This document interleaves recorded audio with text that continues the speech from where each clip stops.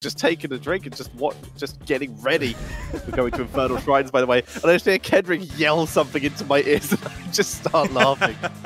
Oh, I can also, say something more passionate into your ear that only you can hear if you want me to. If you guys knew what we were doing during the breaks. Well, I'm pretty sure you've seen me like doing vocal warm-ups and singing, I think, before broadcast before, so it's fine. That's fun. As we are heading in, 100% win rate for CE on this map. Let's see what they can do with it. Infernal Shrines is the map. All right. Ladies and gentlemen, Infernal Shrines, I think that is a fitting battleground for a game number 5 in a best of 5. It is basically one of the most well-balanced battlegrounds. No unnecessary snowballing potential here. Malfurion being taken out of the equation for the first time, I think, in this series. So no Tree Hugger healing. It is instead going to be most likely Rhaegar and Uther. I do have to highlight one thing, though. I think Rhaegar in the last game didn't do the one that much service, because those answer healings were oftentimes a little too late against the combined burst damage of Tracer and Cassia. Seems to be a big favorite, though, of CE. Rhaegar, actually, I believe, being their most played support in general, now that 365 has joined the team. But they're going to start off with the Uther. He is definitely one of their favorites as well. I'm currently looking at their pick rates. Yeah, Rhaegar is number 1. Uther is pretty far down, like below Lucio, I believe. No, just above Lucio. And of course we have double protection now deployed for CE, the Divine Shield Sanctification Righteousness combo. Very powerful. And Tyrael really seems to be the new best helper of many supports in a way that he counters out the weakness of Uther very well by adding strong AoE shields. And Uther, of course, as we guys know, is a little bit susceptible to all that AoE poke. Coming in from heroes like Lodnara, coming in from heroes like Gul'dan. So here's the question. Are we going to see TheOne potentially take a Genji, or would they potentially ban it? Because Genji with that double protection style that CE have would probably just be a straight up GG at this point. I remember our Chinese observer going crazy the last time Lethal played Genji, zooming in multiple times after flashy execution and reset place. So it wouldn't surprise me if we saw a Genji making it into the fray on either side. Now, for TheOne, it's going to be a little bit less likely because they already have Hanzo and Greymane, but both teams actually have outstanding Genji players, Alufal and Meng. So we see Rhaegar banned out, one of those burst healers and one of the healers with cleanse. So we might see CE going for some punishing picks there. For example, an old classic of theirs, the Chromie, could make a return here. Kael Thas as well is one they've actually been willing to run that a lot of teams haven't, and works really well against no cleanse teams because his stun is actually really good. Yeah, and CE, of course, they have been known to run single tank compositions with Tyrael in the past. Mixed success here, but also But I think if Zuyu falls back on one of his baby picks, like the Chromie, it could definitely be worth the try. Chromie is so powerful here, especially against heroes like Hanzo, especially when there's no cleanse available with a Temper Loop locking down those squishies in the backline. And I mean, we know he can solo lane with it. I mean, once, against a really bad team. Oh, it is! It's Chromie and Genji comes in here. That's awesome. But who is playing which? KTY also plays a pretty killer Chromie here. Yep. Feels good when all those years in HGC China have finally paid off and we can contribute good information. Yes. We need to add a new tagline. HGC China, casting it gives you ESP, as we do see the Chromie coming in. TheOne, they still need their support. And right now, I honestly think a double support, and one of them should be Brightwing. Because it's Cleanse, it's Spell Shield, and it's Polymorph. But it kind of deals with everything except, healing. So I would really like to see Brightwing and then something else. Brightwing also has access to Ice Block later on, just in case if she becomes the target of a Temper Loop or a Genji Assault. So Brightwing is a little bit of a double-edged sword here. While she does have a lot of counter tools, as you said, Tetra, and she definitely wouldn't be a bad pick per se, she needs a little bit of time to get access to really all those strong disengaging tools, like the Emerald Wind at level 10 or the Ice Block at 13. So, while they're willing to take that risk, no, they are locking down the thickness of Alexstrasza, and I like it. I love it. I've seen so many good Alexstrasza plays over the last few days, most importantly on the European Open Division by Sexy Platypus. I'm just very happy with this call, by the way. Outside of the games yesterday, this is the first time basically the last 2 days are the first time TheOne have been even running Alexstrasza. It has had mixed success so far for them, but this is so risky against the low cleanse comp, but it's pretty good against Genji, being able to drop that cleansing flame, and even the wind buff it to deny at least a little bit of the Dragon Blade value could be a huge deal for them. It is. Oh, yes! And Thrall. What is happening? What is if that is a Crash Lightning Thrall, we're gonna see it for the first time on Infernal Shrines. Up to this point, we have seen it in the Open Division on BOE, and yesterday, I think it was Team Granite Gaming, they tried it on Towers of Doom. Unfortunately, they failed miserably at it. It was on Braxis as well. And on Braxis as well, there we go. So, seeing the Thrall coming in here, so in theory, Thrall probably for Zuyu, KTY on the Chromie, Alufal on Genji is how I would break that down. And of course, Wind on Tyrael. We were talking about solo Tyrael comps, mixed success, but their poke potential, my god, Kendrick. Now that is going to be through the roof, as you said, and what's really mean about all that poke is that Alexstrasza needs to be twice as careful as she normally has to be, because if she gets hit by those consistent excuse me, by those consistent chain lightnings, or even worse, a Chromie Dragon's Breath, she falls down to 70, 60, 50% health, and all of a sudden her Q is going to be less efficient. She needs to waste an insane amount of mana on the Abundance to heal herself up, or even if all things go really sour, needs to use the Dragon Queen just to stay alive. And right now, TheOne can do it, if Alexstrasza maintains a good distance, I think. Yeah, because right now the whole idea of CE's comp is to just poke Alexstrasza and make her much less useful, as we are heading into the final game of this series, game number 5, to decide which team goes in at minimum 3rd seed or maximum 2nd seed, sorry, maximum 1st seed. CE, Alufal on Chromie, Wind on Tyrael, KTY on Genji, 365 on Ufa, and Zuyu on Thrall. Their opponents, TheOne. Can they do it? Can they beat CE? They're represented by Hugo on the Leoric. Lucky plays again, Hanzo, sorry. Meng plays Greymane Zaro on Alexstrasza. And Hihi on everyone's favorite Muscle Beef. It is the ETC. Now, Tetcher, those are some crazy hero/role swaps going in for CE right now. I mean, they're all technically on their main roles. It is kind of cool, like melee. We have melee flex. We have the assassins playing the assassins. What this has shown me, though, is this means CE has 4 Chromie players on their teams. We know Zuyu can do it. We know Alufal can do it. We know KTY can do it. And we know 365 can do it because he did it on his own team. So, neat. Flexible team there for a single hero. Yeah, get good, Win. Show us some Chromie at some point. So you can't be the only one who doesn't play her. And then we find out solo Chromie player in Hero League, but we have no access to their Hero League stats. We don't have Crash Lightning. It's a normal Thrall solo lane build. Yeah, he is solo lane. Poke's still good. It's extra range, extra bounces. Gonna allow him to still poke from range pretty effectively, and he can still move on to that HGC a little bit easier without having to... he's still going to be able to get some decent damage out. It's just poke damage. It was very unlikely he would get stacked anyway due to the bounces. There's no way he's going to be in a 4-man lane. There's no way he was going to get it on the objective. So, yeah, that's fair. So, yeah, with the recent balance update, ladies and gentlemen, Thrall did receive a pretty significant buff in a way that his range, his bouncing range on the Chain Lightning is now increased by 20%, allowing him to hit targets that he previously couldn't have hit. Meantime, Alufal, under a lot of pressure, gets healed, gets protected. And they turn it around, easily killing off the live and let live. Not enough to keep him alive right now. And the first kill goes over. Second kill, first kill goes over to CE. And Zuyu rotates back to top lane. Leoric unable to slow down the rotation, but we do see a lot of XP still lost due to dying to towers.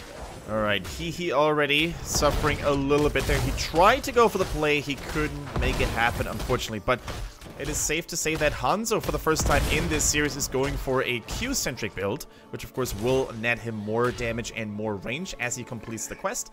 And we also don't have an abundance build, which seemed to be the go-to for most pro players, but a standard Q build.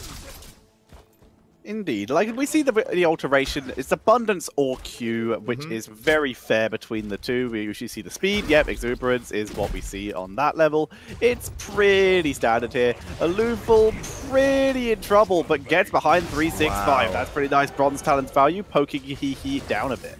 Yeah, that was a life-saving Feral Spirit there as well by Zuyu. If that one hadn't landed, Meng could have actually jumped on the Chromie and potentially pounced onto her, taking the life away from her. Because the time trap was slightly off position. I don't think Gremlin would have actually landed inside.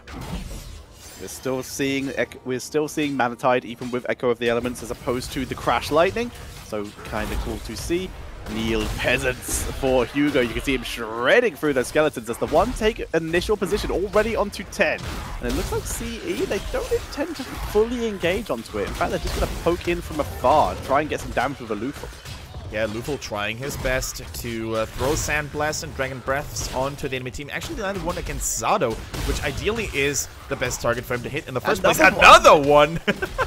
And another one, and another one, that one against Meg, but still, either way, once again, like I said, the ideal target, because the lower Zado's health is, the less healing his Q does, and that is entirely useful when your opponent's got a Q build. Now, cute little move here by TheOne. They realize that they're most likely going to get this shrine anyways with 39 out of 40, but they're trying to get the lanes de-pushed, first of all, so they don't have to worry about losing towers while the Punisher is busy. They could also try to maybe get the bottom mercenary camp in, but it's too far away most likely from the shrine. So they're just waiting a little bit. They're probably waiting for level 7 as well. Which they will get second? Yeah, they will get it second actually, so CE able to get a little bit of saving grace here. They're at least going to be fighting on even talents against this. Follow through, coming in for Thrall, giving him some of that front line damage. And a protection for the Uther Genji. The usual build. Swift Strike, perfect defense. Alright, up to this point, we see the old school Thrall build, Echo Elements, a little bit of mana regen and cooldown reduction thanks to Manatide and Tetris said. With the double lightning then, once completed, the Echo of Elements will of course give double follow through value. You basically use a lightning, auto attack, lightning, auto attack, and that's how you get the maximum DPS value. For now though, TheOne has decided it is enough. Oh, 0 stacks actually, that's why they changed on the Hanzo. Yeah, Hanzo just didn't really get the time and opportunity to land his Q on many enemy heroes at the same time. Whoa, wraparound by Hehe, looking for a sneaky kill here. Unable to do so though, as Chromie turns around to drop some really serious damage. Meantime, Thrall in the top lane, trying to gather more stacks, trying to keep the lane pushed. Tyrael now being engaged on. Nice dodge by Wind. Alufal dodges the root. 365 pushing forward with KTY, keeping him sustained. They're moving forward. Zuyu looking for Zado there. And that is a kill. Wow, 2 more kills against the squishies of TheOne. Well done. And as it weren't sad enough for Hanzo already, lucky here with 0 stacks yet on his level 1 quest, he is now going to take even longer because every death, you know, brings redemption. That's true for Hanzo, but it's going to make him take longer time for his quest. As we see Zuyu trying to juke his way to freedom, but Meng not having any of it. Able to pick up his team's first kill of the game. Although they suffered all those kills against them, Tetra, though, TheOne is still leading slightly in experience because they didn't forget about soaking other lanes. Hugo was doing such a good job at taking care of that. Was done. We see Hanzo in position, trying desperately to get some Q stacks and to kill off that mid fort. It's so low. Single Q will do it. There we go. Stormbow value. Stormbow value. Now Meng needs to be careful. 1 temporal loop against him, and it could mean the end of his life. Double protection is slowly starting to take...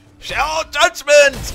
Judgment is here. There's the vision. He's the target. Focus him down. Alexstrasza uses a Dragon Queen. As such, he survives Cleansing Flame, gaining vision as he begins to push forward. He has Moshpit. He's looking to try and trap some people, but can't get in range. Only 1 heroic actually blown there by CE, and that Cleansing Flame was not required. So CE actually come out ahead there because both Dragon Arrow and Cleansing Flame were used.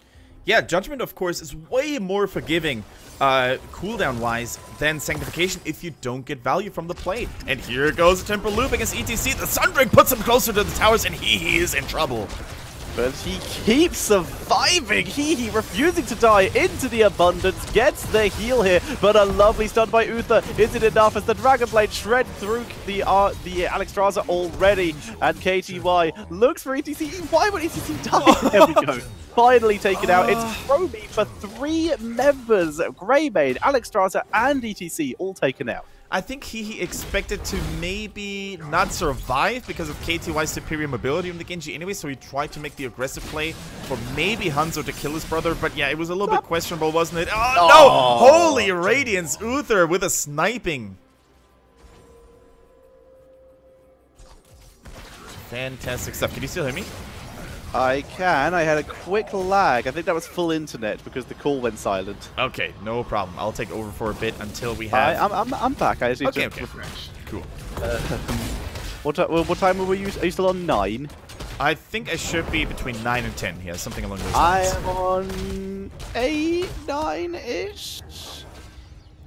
It is 9. Okay, I will try one more fresh then, so I'm not ahead of you. It's a good thing we don't cast in German now, because if you had asked me the same question, I would have answered with 9, then it would have been very confusing. Why not? Why won't you tell me? As Johnson is used, ETC gets shredded this time. My.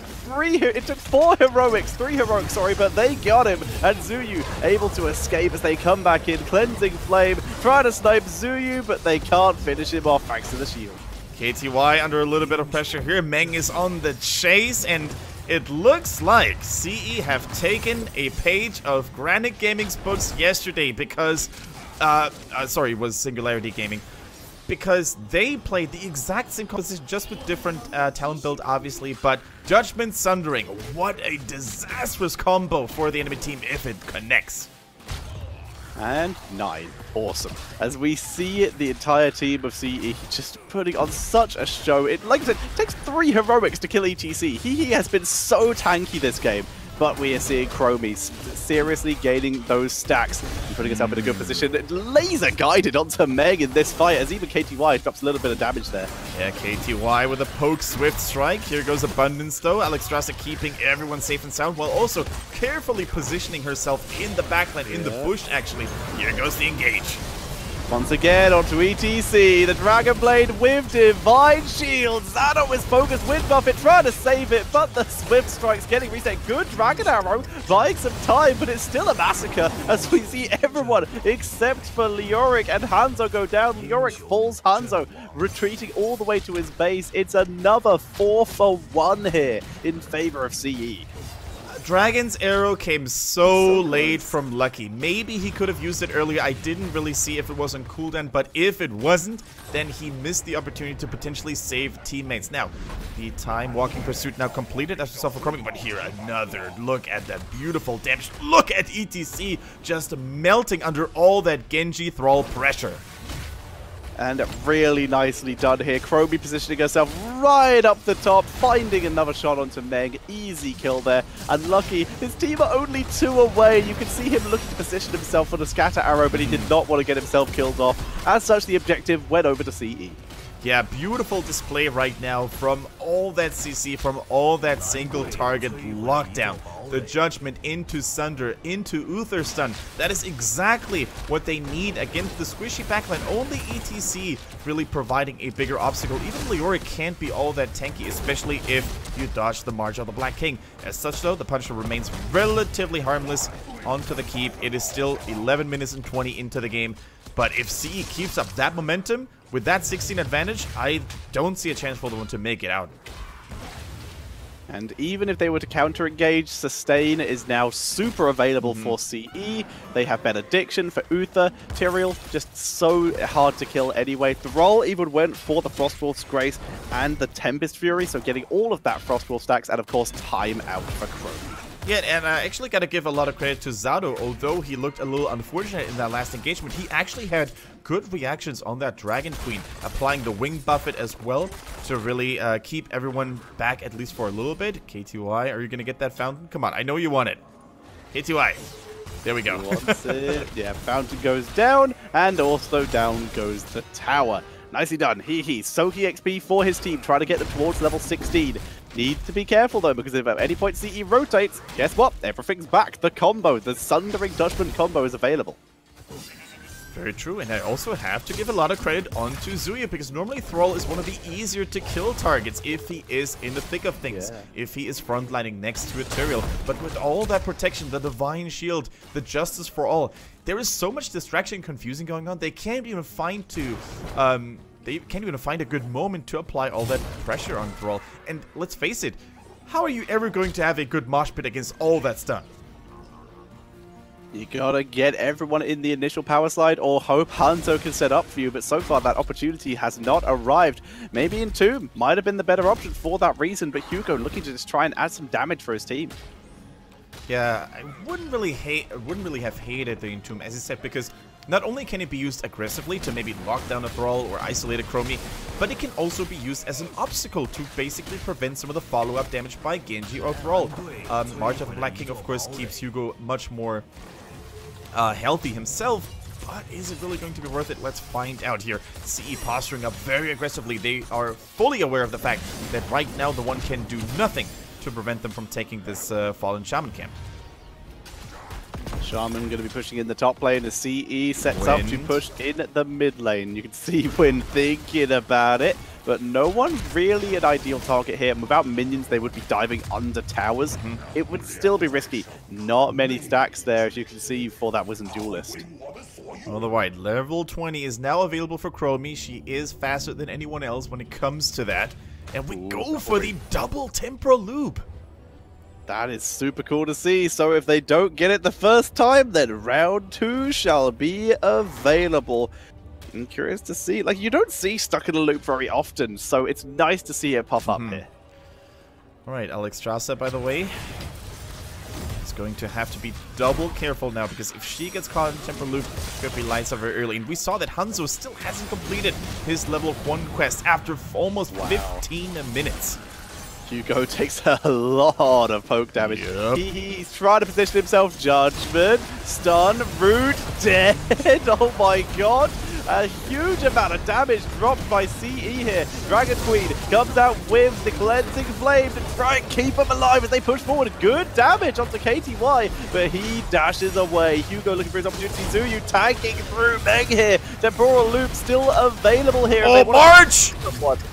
The March was huge! Now goes Tyrael, the turnaround. Zuyu tagging with Frostwolf Resilience, but he still goes down. But they push forward. Meg going to... goes down.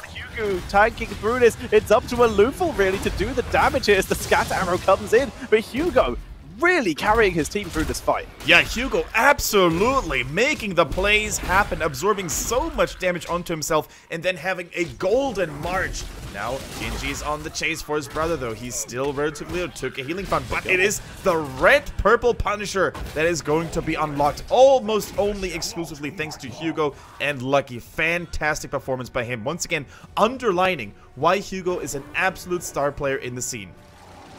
A little bit late on that temporal loop, I've got to call. It came in right at the end of the fight. They'd already killed off ETC. Maybe just drop it on Alex Straza or on Greymane even, prevent him from getting too much in the fight. But it was not able to happen. You can see a replay of that fight here. A beautiful engage. Absolutely perfect. Tyrael even, I believe, able to teleport and block away Meng. Zato, though, with the Dragon Queen. By that point, Hugo with Ominous Wraith, so much damage reduction, and everyone's so split that KTY can't get anything with that Dragon Blade. And look at that, he continues to lower the damage by absolutely everyone, getting resets on his Skeletal Swing all the time thanks to Royal Focus. Here goes another Drain, and here comes the survival. They basically banked on the Holy Ground actually being a little bit counterproductive, I agree. As Genji looked for more, the Tyrael explosion was really good. I'll definitely give them that. And the Punisher, has been killed off. Level 20. That was into level 20 as well, Kendrick. What a fight by TheOne. Absolutely. Now 20 is here for the remaining members of CE. We see the Bolt of the Storm variant of Thrall. Having a little bit of a longer cooldown, but applying an instance of Wind Fury whenever he used it. And we see the Angel of Justice upgrade for Tyrael. Now, lower cooldown on the Judgment and even longer reach. It is pretty beastly. It's so hard to deal with. It's basically an entire screen width. We have redemption for the Uther here. They begin to move in. CE will actually just straight up take this keep, still making the most of their level 20. That is okay. I think on Infernal Shrines, if you lose one keep, you can always claw your way back in. So I like the patience. I like the discipline by TheOne, letting Hugo soak and take a fort of their own. A huge step towards getting 20 themselves. And let's not forget that at 20, we have a major power spike for heroes like Leoric, who could go for the Burning Despair, maybe even go for the Death March, and of course Alex Rasa as well on Ruby Wings. We could even see the Blessing of the Red, which we saw yesterday by Soa as well. Huge level 20 talent choices coming in for TheOne soon. Assuming they can get there, it's creeping towards them, and they are playing so safe because of it. They don't want to get killed off because, as we said before, Tyrael's kind of just cross-screen engage at this point, so it's so hard to deal with. And it's not exactly going to take Thrall long to follow up now with that Wind Rush. Alright, see, they're trying to get as much value as humanly possible until their opponents are going to be an even talent here. Taking down the bottom fort.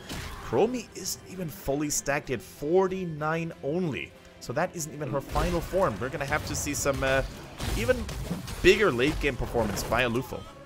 Blessing of the Red coming in for the Alexstrasza there. Play of the game for Hanzo, who's also only 4 out of 5 stacks on his Q. Still trying. We have the AoE damage for Leoric. So much wave clear, so much team fight potential. ETC holding his. Always the potential for that Death Mosh. And Greymane with that cleave so that he can go straight into Worgen form and do max damage that way. And while personally, I'm usually a little bit critical of Blessing of the Red as a 20 talent choice, I think in this game, it is absolutely fine to go with it. With the amount of lockdown, with the amount of burst damage CE has as a team, I think providing additional beefiness and tankiness to your team members is going to be very valuable. EDC fighting it in. Oh! Good. There's Judgment for the counter. The Dragon Arrow did come in with the play of the game to try and turn it around as Yorick is tagging through in the backline. Zuyu, beautiful sundering. Zano escaped from the Cleansing Flame though. They turn it around, trying to kill off Genji here. He deflects, dashing into the backline. No one died. The sustain from both these teams is huge, but Alufo is getting attacked here in the backline, being forced to back up as Hugo gets work done. Oh, a nice plan by Hihi. I was already starting to get critical of what looked like a one-man Mosh turning into a big two-man tour boss. But here comes the re-engage by Wind. The second rewind, though. They finally kill off ETC. As Hugo, though, looks for Alufo. Alufo is completely surrounded here. There's no way he can survive the explosion from the Tyrael. It's 2 people down, 3 people down, 365 taken down. KTY, the last surviving member here. Hugo, an absolute boss in that team fight. He refuses to die like he normally does. But you're right, the core damage, we totally forgot about this. CE wanted to die here. They wanted to keep them busy. They couldn't see Lucky. The Shurikens came in. The Punisher has been taken. Caught out to 37%. Genji is able to flee here. He was so close, but he was able to deny the ports from 2 members. Hanzo, though, able to sneak back and save his team the game. Wow, if Lucky had been prevented from teleporting there, this could have been game over. 3 catapults on the core, bringing it down, hammering it down to 37%. Here goes the Punisher, though. Hugo is following very shortly. They're moving forward. Meng not able to take as much of a risk, though. He begins focusing down towers, playing the game misses, but it's simply a delivery system for Hanzo at this point, as the keep is taken down. Uther able to pull the Punisher to mid-keep. Actually doesn't pull it all the way. He looks like he's trying to wrap around and get himself a decent angle to potentially re-engage as his team have returned. The Punisher a little clueless on where to go, where to smash, but it finally went back on the target it was supposed to hit all along. The keep is about to fall here. Still a win for TheOne. They stayed in the game, they defended the core, and they dealt a little bit of damage to the defenses of CE. This is now anyone's game, Tetcher, although this 37% could open up a window for backdooring.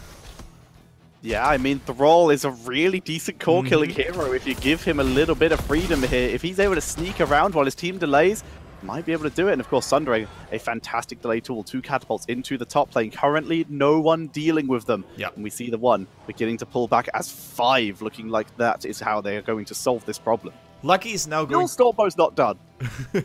No, it isn't.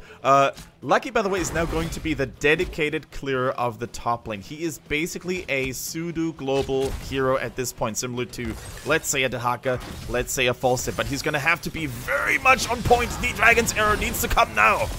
Dragon Arrow comes in. It's simply Hanzo delivery at this point. As KTY has to pop the Dragon Blade more as an escape tool at this point. As the Dragon Queen at the top, 365 is completely surrounded. There is the Holy Ground to try and get the chance to escape. Good stun onto the... Oh, nice! Sundering preventing the Tor bus value as Hugo is doing crazy damage to a loop or cleansing flame. Zado! Enough timer has to be used just to try and survive. Good heal. Trying to keep a loop alive. They're able to kill off Hugo in that ghost form. Thrall turning it around. Getting that Frostwolf resilience. The recall takes Zado back with that temporal loop here.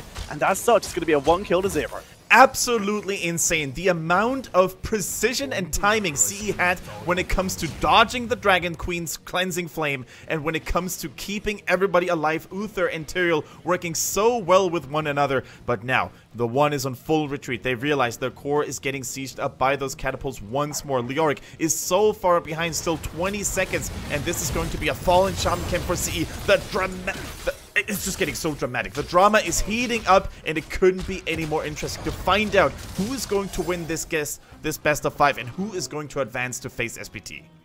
Loser of this is 3rd seed heading into Eastern Clash. Winner faces SPT to earn that 1st seed pride and to become the champion of HGC China, as CE are currently just a little bit on top in terms of map control and certainly on top in terms of core health. Temporal Loop back in 6, Divine Shield back in 2, Dragon Blade back in 15 though, and Mosh Pit for the 1 though, back in 33. That's a long time to wait with the objective spawning in 30 seconds. Actually, that's pretty convenient. Yeah, Tetcher, this location is very convenient for the 1 because it means that they're going to be able to de-push top lane, the one lane that has caused them so much headaches in the past. The Fallen Shaman Camp, the catapults, they're all coming in ready. And on the flip side though, they have a huge distance, a major gap between themselves, the altar, and the bottom lane. And as such, KTY is now going to be the one who has to take care of business. Yeah, this is great for the 1 if they get the Immortal, because they can de-push it, and because it's forcing Genji to the other side of the map to deal with it.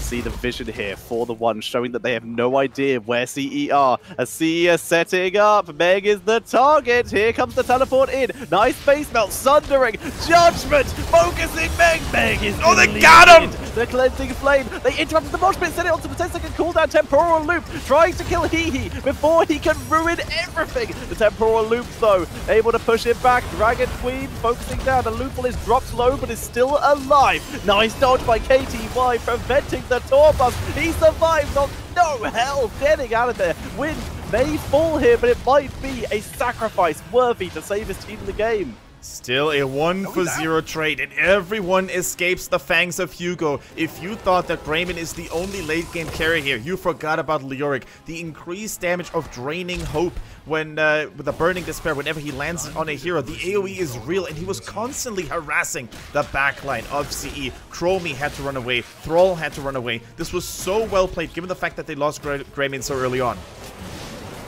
ETC able to make his way onto the point. The numbers advantage currently here for the 1 because 2 heroes are still rotating for CE. A 4 versus 3, but they're out of time as Tyrael has returned.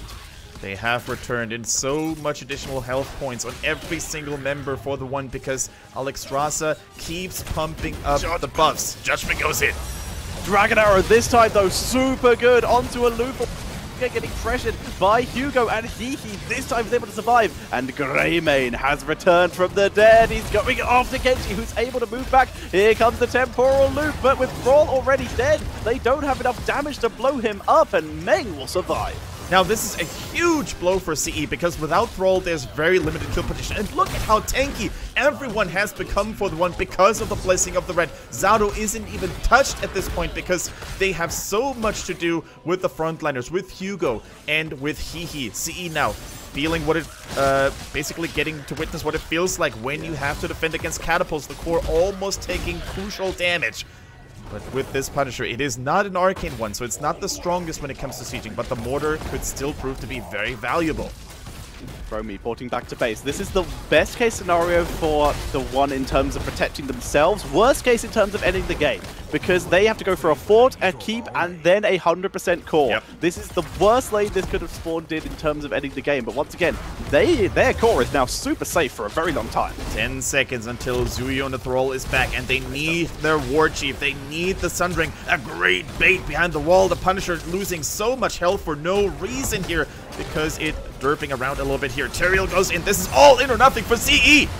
The Sundering is good. They're pushing in. Wind is dropping super low. Moshpit gets one member, but it's the one that matters. Uther taken out. He has redemption, though. He needs to keep Zuyu alive. Zuyu fleeing back with Genji dead. They might be in trouble here. The one pushing in. Down goes Hugo, but if anyone has to die, it might as well be Leoric, as the Punisher is on the core. Zano trying to keep his team healthy. Punisher stuns Zuyu. Moving in. The grab control ability is the most he done. Judgment onto the backline. Killing off Meg here. Punisher. Dragon Blade down. Lucky dropping low, but he's full health. The Punisher is healthy, but it's killing minions. He is the target. Can they finish him? Yes, they can, Kendrick. It's all on the Punisher. The Punisher! All in Punisher for the win. No way! The Mortars. It's taking it down. Punisher MVP. The One are going on to play against SPT. Wow, the crowd can't believe it, and neither can we.